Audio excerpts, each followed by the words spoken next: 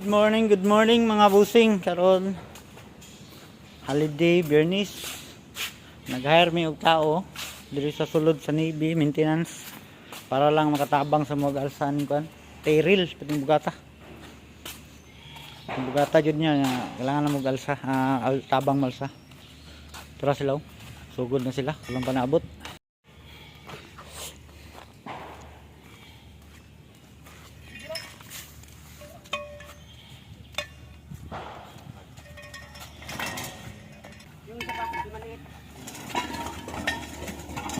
Oh, tail ha, tail ha. Oh, pwede na. Pwede na liko. Pana na dito.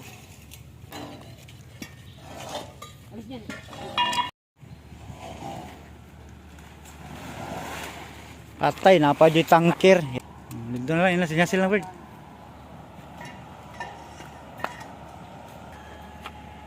Sabay.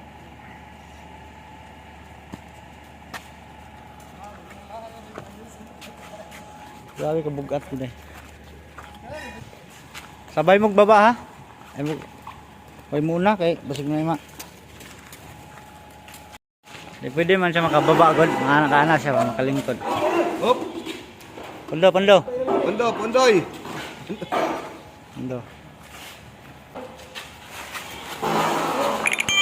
Oh, hinay lang, mababa. Yan. Grabe yung kabugat ba? Oo. Pila ka na. Pasubo yung mga tao natin. Kaya nga. Ha? Pasubo sila ba? Napasagot sila. Winding. Taon na. Yes na.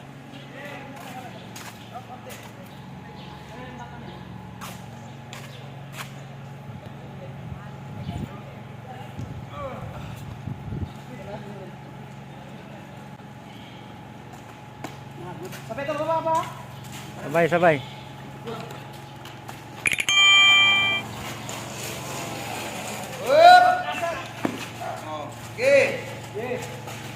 Sabay. Okay. Wala, impas na.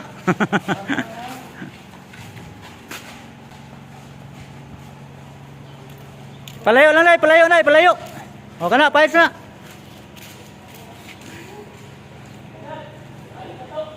Wala na. Impas na, urot na.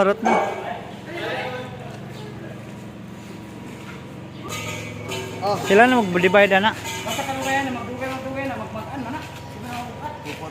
Ini pinturahan lang ni siya karon. Pinturahan ni.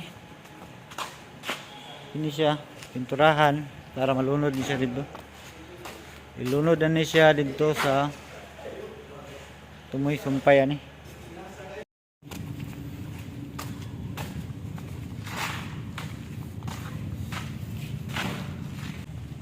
Mag-guide na ni sila. Nilan tuliron. Iron ni nila.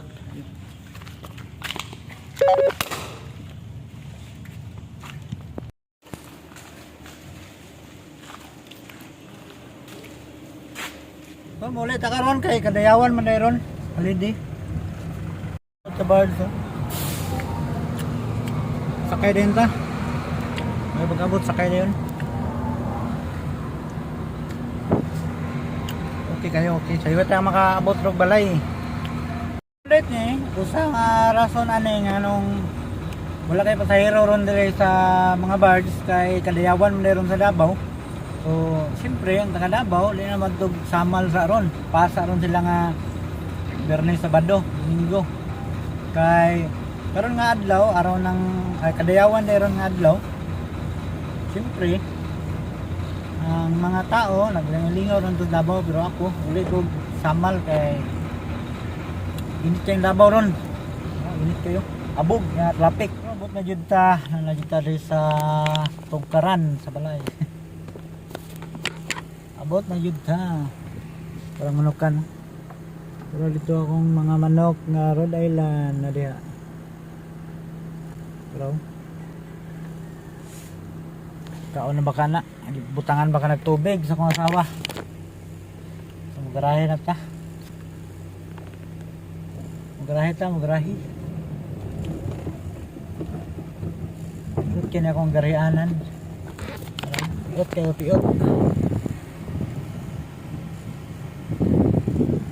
Piot. Di akong garianan. Magarahe na ta, magarahe.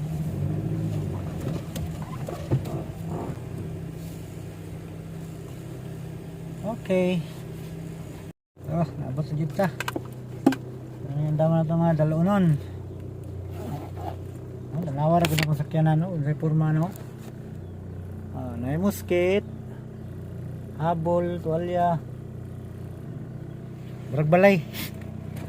Di ako matulog.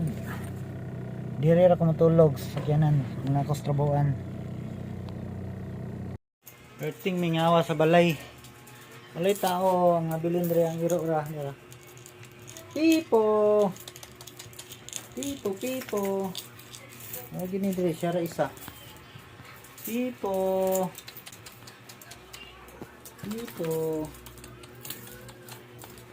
Hangop ka ang iros po ah. Na-birthday akong asawa sa akong anak. Isa ka ang laki, eskwela. Dre. Okay. Pipo. Iwan ni tayo sa itong manukan. Kay purma na yun, luya na baka ni sila. Kung sa ba, ulian na baka ni sakit.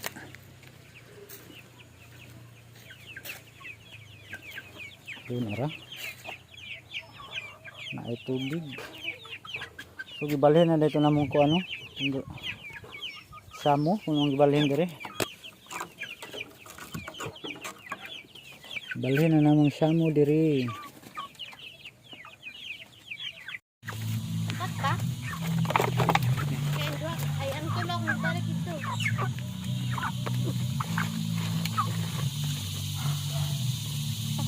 Abot mo na din isa. Tarang gamatay? Ito? Yan ako na dito yun. Kaya nangasaman na ko sige gukod. Napay pipo nga. Gikambras kong pipo. Bagulang.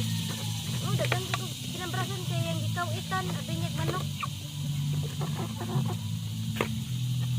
Kaya na kami butang kayo. Hindi ko nagawang siya. May tabang pipo. Dito ko eh. Ako na kaparasan. Piyo.